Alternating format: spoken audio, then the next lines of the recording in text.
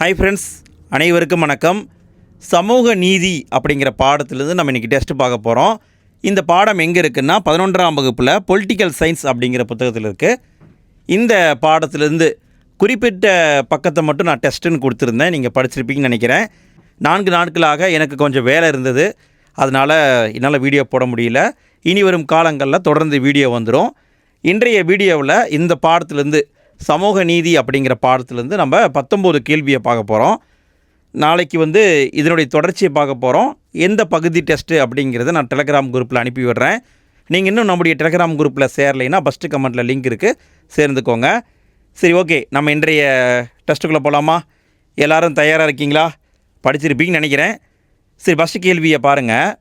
பின்தங்கிய வகுப்பினர் SC/ST பிரிவினருக்கு கல்வி நிலையங்களில் சிறப்பு சலுகைகள், இடஒதுக்கீடு வழங்க வகை செய்யும் சட்டப்பிரிவு என்ன? பின்தங்கிய வகுப்பினர்னா யாருங்க? எம்பிசி அல்லது பிசி. இவங்களுக்கும் SC/ST பிரிவினருக்கும் கல்வி நிலையங்களில் சிறப்பு சலுகைகள் கொடுக்கணும், இடஒதுக்கீடு கொடுக்கணும் அப்படிங்கிற சட்டப்பிரிவு என்ன? இதற்கான பதில் 15வது சட்டப்பிரிவில் உட்பிரிவு 4. 15வது சட்டப்பிரிவில் உட்பிரிவு 4. அடுத்த வினா பாருங்கள். மதம், இனம், சாதி, பாலினம் அல்லது பிறந்த இடம் ஆகியவற்றின் அடிப்படையில் அரசு குடிமக்களிடம் பாகுபாடு காட்டுவதை தடை செய்யும் சட்டப்பிரிவு என்ன? மதம், இனம், சாதி, பாலினம் அல்லது பிறந்த இடம் ஆகியவற்றின் அடிப்படையில் அரசு குடிமக்களிடம் பாகுபாடு காட்டக்கூடாது. இப்படி சொல்லக்கூடிய சட்டப்பிரிவு 16ல் உட்பிரிவு 4ங்க. அடுத்த வினா பாருங்கள். இனம், மதம், மொழி சிறுபான்மையினருக்கான ஐநா பிரகடனம் வெளியான நாள். இனம் சிறுபான்மையினர், மதம் சிறுபான்மையினர், மொழி சிறுபான்மையினர் இவங்களுக்கு ஐநா பிரகடனம் வெளியிட்டிருக்கு. எப்போ வெளியிட்டது அப்படின்னு கேட்டிருக்காங்க. லைவ் சாட்டில் ஆன்சரை போடுங்க ஃப்ரெண்ட்ஸ். எங்கே இன்றைக்கெல்லாம் ஆன்சர் போடுறது குறைஞ்சிருச்சே. சரி, விடையை பார்க்கலாங்களா? 1992 டிசம்பர் 18ஆம் தேதி தான் ஐநா பிரகடனம் கொடுத்துருக்காங்க. 1992 டிசம்பர் 18. அடுத்த வினா பாருங்கள். நீதி கோட்பாட்டை உருவாக்கியவர் யார்? நீதி கோட்பாடு அப்படின்னு ஒன்று இருக்குது. இந்த நீதி கோட்பாட்டை உருவாக்கியவர் யார்? விடையை பார்க்கலாங்களா? ஜான் ரால்ஸ் என்பவர் உருவாக்கியிருக்காரு. அடுத்த வினா பாருங்கள்.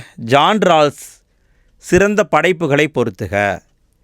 ஆண்டுகளை மோஸ்ட்லி கேட்க மாட்டாங்க, பட்டு இந்த புத்தகங்களை யார் எழுதுந்து அப்படின்னு கேட்கலாம். விடையை பார்க்கலாங்களா? இங்கே சரியாக தான் பொருத்தப்பட்டிருக்கு. நீதி கோட்பாடு 1971, நேர்மையான நீதி 1985, அரசியல் தாராளவியல் 1993, மக்களின் சட்டம் 1993. இது எல்லாத்தையும் பார்த்துக்கோங்க ஃப்ரெண்ட்ஸ். ஆண்டு கூட தேவையில்லை, ஆனால் புத்தகத்தை பார்த்துக்கோங்க. நீதி கோட்பாடு, நேர்மையான நீதி, அரசியல் தாராளவியல், மக்களின் சட்டம், இந்த புத்தகங்களெல்லாம் எழுதினவர் ஜான் ரால்ஸ். அடுத்த வினா பாருங்கள். மனிதனை மனிதனாக கருத முடியாமல் அவரது சாதியை மட்டுமே வைத்து எடை போட முயலும் சிந்தனை காட்டுமிராண்டித்தனமானது என்றவர் யார்? மனிதனை மனிதனாக கருத முடியாமல் அவருடைய சாதியை மட்டும் வைத்து எடை போட முயலும் சிந்தனை காட்டுமிராண்டித்தனமானது. இப்படி சொன்னவர் தந்தை பெரியார். அடுத்த வினா பாருங்க. பிற்படுத்தப்பட்ட பிரிவினரின் மேம்பாட்டிற்கான முதல் ஆணையம் அமைக்கப்பட்ட ஆண்டு. ரொம்ப ரொம்ப முக்கியமான கேள்விங்க. பிற்படுத்தப்பட்ட பிரிவினரின் மேம்பாட்டிற்கான முதல் ஆணையம் அமைக்கப்பட்ட ஆண்டு 1953 அமைச்சிருக்காங்க. 1953. அடுத்த கேள்வியை பாருங்கள். சுதந்திர இந்தியாவின் முதல் பிற்படுத்தப்பட்டோர் ஆணையத்தின் தலைவர் யார்? சுதந்திர இந்தியாவுடைய முதல் பிற்படுத்தப்பட்டோர் ஆணையத்தின் தலைவர் விடையை பார்க்கலாங்களா? காக்கா காலில்கர். 1953 அமைச்சிருக்காங்க. அதனுடைய தலைவர் காக்கா காலில்கர். அடுத்த வினா பாருங்கள். அமெரிக்காவில் முதல் உறுதிப்படுத்தும் ஆணையை 1961 வெளியிட்ட குடியரசுத் தலைவர் யார்? முதல் உறுதிப்படுத்தும் ஆணை எங்கே வெளியிடப்பட்டிருக்கு? அமெரிக்காவில் வெளியிட்டிருக்காங்க. 1961 குடியரசுத் தலைவர் வெளியிட்டிருக்காரு. யார் அப்படின்னா John F Kennedy. John F Kennedy. அடுத்த வினா பாருங்கள்.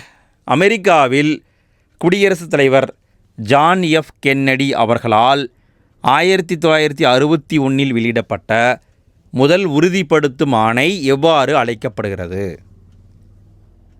இதுக்கான பதில் நிர்வாக ஆணை 10/925. இந்த நம்பரை மனப்பாடம் பண்ணிக்கோங்க. 10/925 என்று அழைக்கப்படுகிறது. அடுத்த வினா பாருங்கள். தென்னாப்பிரிக்கா மக்களாட்சிக்கு மாறிய ஆண்டு. தென்னாப்பிரிக்காவில் மக்களாட்சி எப்போ உருவாச்சுன்னு கேட்குறாங்க. இப்படியே பார்க்கலாங்களா? 1994 தான் மக்களாட்சி உருவாச்சு. இங்கே பார்த்தீங்கன்னா முக்கியமாக நம்ம யாரை பற்றி தெரிஞ்சுக்கணுன்னா நெல்சன் மண்டேலா அவரை பற்றி 9th படித்தோம். நெல்சன் மண்டேலா எத்தனை ஆண்டுகள் சிறையில் இருந்தாருங்க? அவர் எப்போ விடுதலை செய்யப்பட்டார்? அவருக்கு பாரத ரத்னா விருது கொடுத்தாங்க. எப்போ கொடுத்தாங்க? இது எல்லாத்தையுமே கமெண்ட்டில் போட்டு விடுங்க. அதாவது நீங்கள் படிச்சிருப்பீங்க, நம்ம படித்தோம், ஞாபகம் இருக்கா? 9th புத்தகத்தில் படிச்சிருக்கோம். நெல்சன் மண்டேலா அவரை பற்றி கொடுத்துருக்காங்க. கமெண்ட்டில் போட்டு விடுங்க. அடுத்த வினா பாருங்கள். இந்தியா முழுவதும் அரசு நிர்வாக மொழியாக ஆங்கிலம் மட்டுமே பின்பற்றப்படும் என்று அறிவிக்கப்பட்ட ஆண்டு. இந்தியா முழுவதுமே அரசுடைய நிர்வாக மொழியாக ஆங்கிலத்தை மட்டும்தான் நாங்கள் பின்பற்றுவோம் என்று பிரிட்டிஷ் கவர்மெண்ட் சொன்ன ஆண்டு 1935. 1935. அடுத்த வினா பாருங்கள். ரயத்து வாரி முறையை ஆய்வு செய்த ஆங்கிலேய அதிகாரிகள் யார் யார்? ரயத்து வாரி அப்படிங்கிறது ஒரு முறைங்க. இந்த நில வருவாய் முறையை ஆய்வு செய்த ஆங்கிலேய அதிகாரிகள் ஃப்ரான்சிஸ் எல்லிஸும் தாமஸ் மன்ரோ. இந்த 2 பேரும். Francis Ellis, Thomas Munro. அடுத்த வினா பாருங்கள். சென்னை மாகாண அரசு தாழ்த்தப்பட்ட மக்களுக்காக நிதி உதவி திட்டங்களை எந்த ஆண்டில் அறிவித்தது? சில இடங்களில் தாழ்த்தப்பட்டோருக்கான பள்ளிகளை அரசே திறந்தது. இது எல்லாத்தையுமே எப்போ பண்ணுச்சுன்னு கேட்குறாங்க. நிதி உதவி திட்டத்தை எப்போ அறிவித்தாங்க? தாழ்த்தப்பட்டோருக்கான பள்ளியை எப்போ உருவாக்குனாங்க? இதான் கேள்வி. இதுக்கான பதில் 1885ங்க. 1885. அடுத்த வினா பாருங்கள். எந்த மாவட்ட ஆட்சியர் திரிமென்கீரே என்பவர் மாவட்ட தாழ்த்தப்பட்ட மக்களின் நிலை குறித்து ஒரு அறிக்கையை தாக்கல் செய்தார்? எந்த மாவட்டத்துடைய ஆட்சியாளர் திரிமென்கீரே? இவர் என்ன பண்ணியிருக்காரு? அந்த மாவட்டத்துடைய தாழ்த்தப்பட்ட மக்களின் நிலை குறித்து ஒரு அறிக்கையை தாக்கல் பண்ணியிருக்காரு.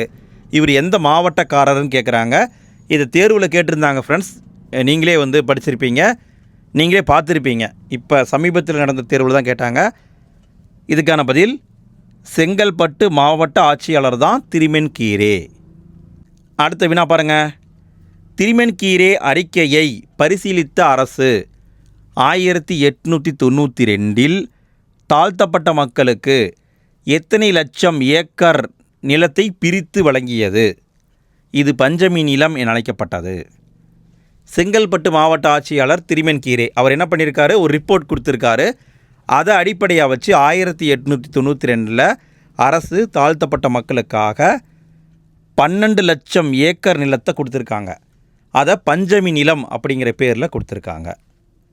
அடுத்த வினா பாருங்கள். பள்ளிகளில் தாழ்த்தப்பட்ட குழந்தைகள் அனுமதிக்கப்படுவதை தடுக்கக்கூடாது என்று எந்த ஆண்டில் நீதிமன்றம் ஆணையிட்டது? நீதிமன்றமே ஆர்டர் போட்டிருக்கு. தாழ்த்தப்பட்ட குழந்தைகளை சேர்த்துனாங்கன்னா அதை தடுக்கக்கூடாது அப்படின்னு ஆர்டர் போட்டிருக்கு. எப்போ அப்படின்னா 1854. 1854 கோர்ட்டே ஆர்டர் போட்டிருக்கு. அடுத்த வினா பாருங்கள்.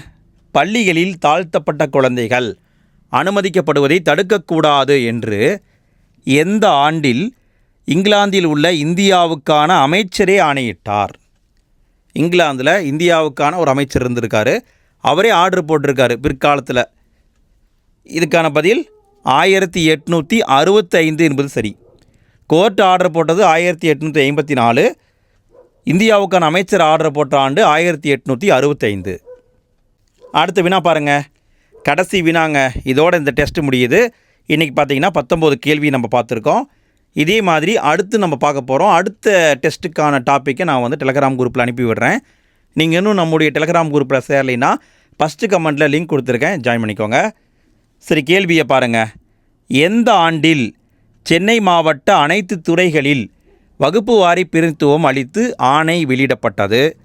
இது 128 உட்பிரிவு 2 என்று அழைக்கப்பட்டது. எந்த வருஷம் சென்னை மாவட்டத்தில் அனைத்து துறையிலும் வகுப்பு வாரி பிரதிநிதித்துவம் கொடுத்தாங்க அப்படின்னு கேட்குறாங்க.